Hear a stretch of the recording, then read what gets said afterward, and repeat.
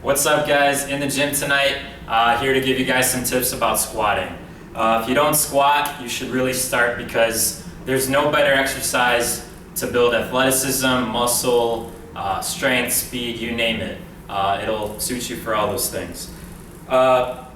Just a fair warning, my videos, especially instructional ones, turn out kind of lengthy, and you might be intimidated by how long it says the video is, but I take tremendous pride in the fact that I try my best to explain why you should do things and not just, hey, here's 5 tips, do this because I think it's right.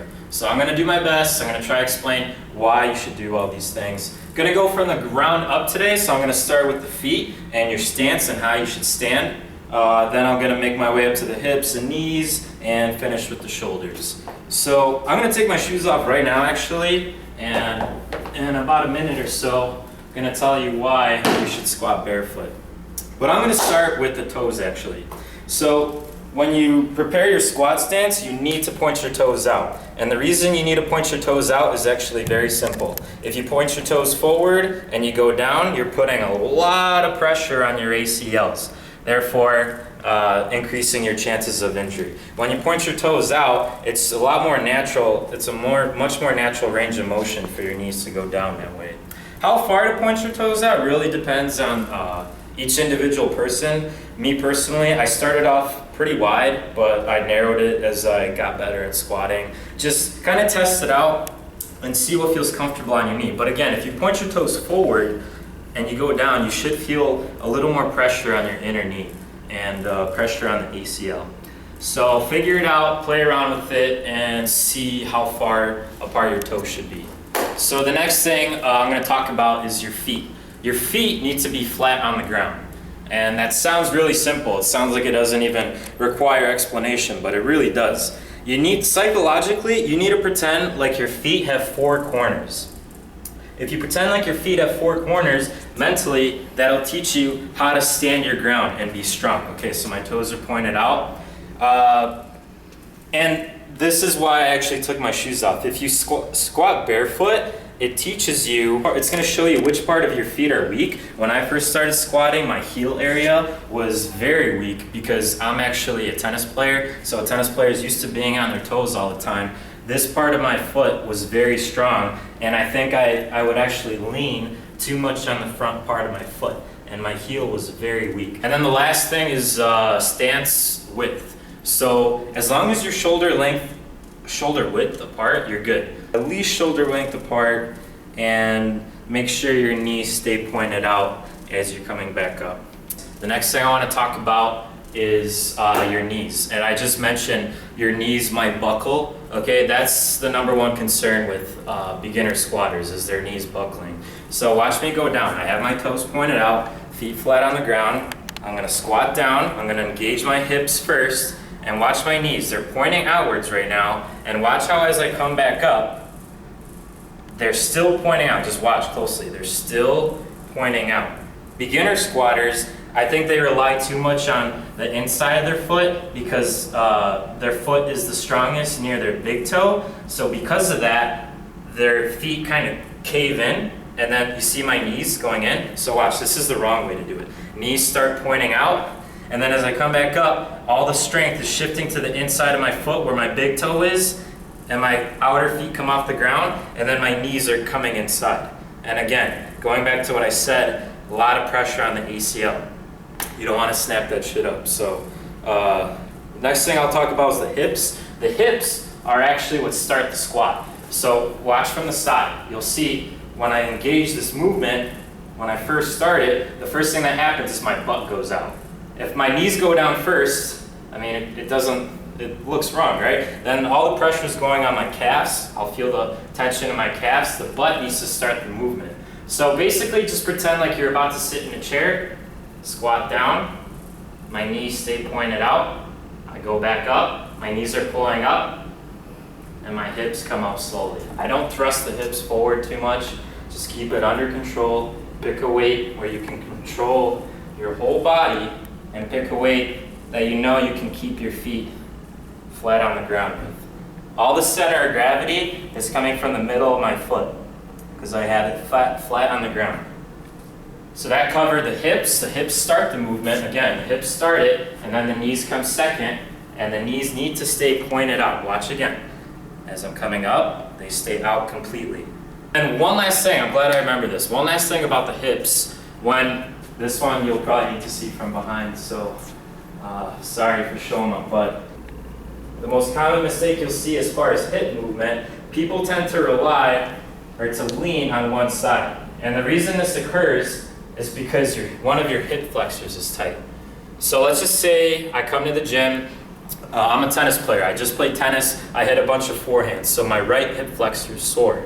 So what that's gonna cause me to do is, on my way up, I'm gonna lean towards the sore side. You think that you lean towards the side that's not sore, but your body's gonna wanna shift you towards the direction of the tightness, because like you feel like you're more stiff that way, steady. So I would go kind of like this. I'll exaggerate it. Okay, that's exaggerated. Realistically, it'd probably be something like this. Just watch me shift, kind of lean more on my right side. And then I'm using my right leg way too much. So make sure to video yourself. Make sure your hips stay even the whole time as you're coming up. And that brings me to my next thing I need to talk about is how you should hold the bar, what position to hold it in. So as far as width, I used to hold the bar very, very wide out like this for a couple reasons. Actually, one reason. When I held the bar out really wide, it was the most comfortable for my shoulders. My shoulders were not flexible at all. So if I tried to tighten up my grip, it would feel like I was straining, like pulling my shoulders too far back. It did not feel good at all. But then here's the bad thing, and I actually just fixed this recently, so I'm glad I'm making this video right now, right after I learned this. Because of my wide grip, I lost control of the weight, especially as I went heavier, and then the weight kind of shifted and I would squat crooked. And the way I fixed it was tightening my grip. And now I put my pointer fingers on these smooth rings that the barbells have. So now my grip is a lot tighter, and because it's tighter, I feel like I control the weight a lot better. We talk about where you put the bar on your back.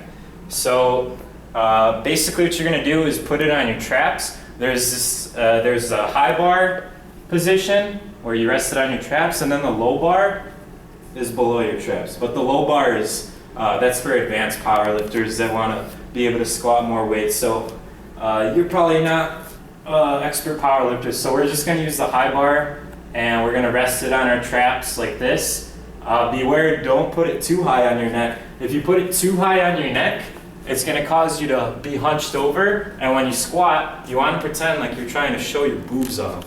So really puff that chest out, because this way your spine is supporting the weight and you're doing a better job controlling the weight. This way, everything's going to go wrong. Your center of gravity, your bar path starts at the middle of your foot, and you're trying to make the bar travel the same path the whole entire time.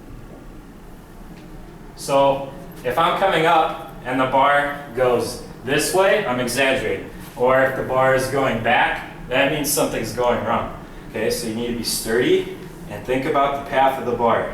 Make sure it's staying straight, like this. Go down, the hips start the movement, the knees stay pointed out. Puff the chest, tight grip, and that's the movement. Okay, shoulder length apart at least, mine are a little further out, knees pointed out, got all four corners set, hips start the movement, going down, knees get involved, and then knees still pointed out. Pretty sure that was 5 tips total. Toes, feet, knees, hips, and shoulders. So I basically gave you a lengthy explanation of each one.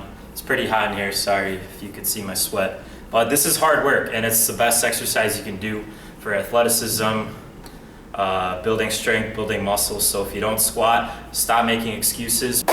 I'll see you guys next time. I'm gonna talk about some upper body stuff or something, but I wanted to start with squatting because in my opinion, this is the most important exercise. So good luck. Hope I helped you improve. Hope I helped you learn if you've never tried it. And hopefully you understand the squat and not just know what to do. So see you next time.